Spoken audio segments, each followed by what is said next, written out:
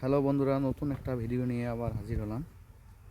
তো আমাকে কমেন্ট করেছিল যে শীতকালীন বোর্ডিং ম্যানেজমেন্ট কিভাবে করব, তার একটা ভিডিও দেওয়ার জন্য। তো এখানে বোর্ডিং তৈরি করা থেকে নিয়ে আজ 4 দিন রানিং, 0 ডেজ টু 4 ডেজ রানিংয়ের একটা ম্যানেজমেন্টের ভিডিও আমি এখানে দিলাম, সেটা আপনারা দেখুন। পর্দা কীভাবে মেনটেন করা হয়েছে,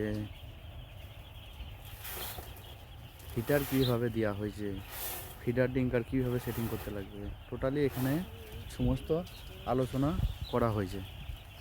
তো এইখানে পর্দার ম্যানেজমেন্ট বলতে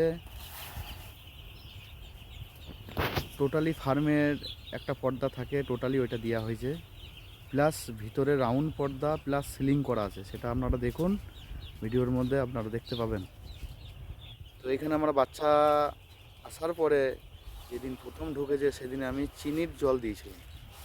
চিনির জল লিটারে 1 লিটার জলে 30 গ্রাম থেকে 35 গ্রাম চিনি গরম জলের মধ্যে দিয়ে সাইডে সাইডে বা ডিঙ্কার ডোজ অল্প করে সাইডে সাইডে দিয়ে বারে বারে গরম জল দেওয়া হয়েছিল 24 ঘন্টা।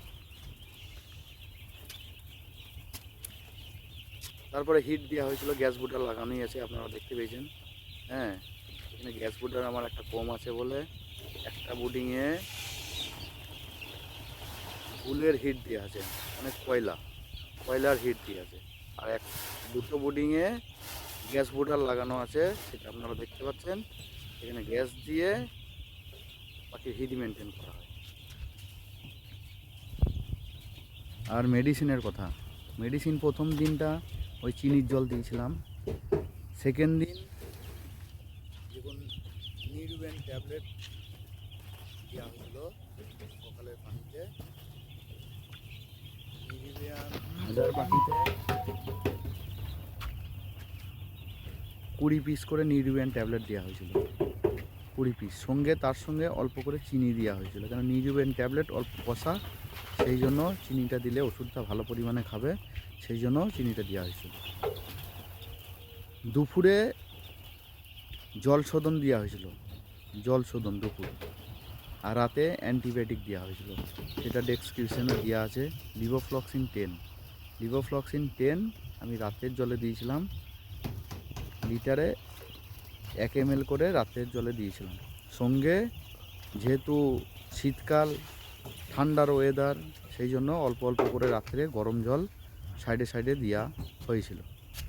তো দেখুন আমার আজ 4 দিনের রানিং পাখি কেমন আছে আপনারা বলুন।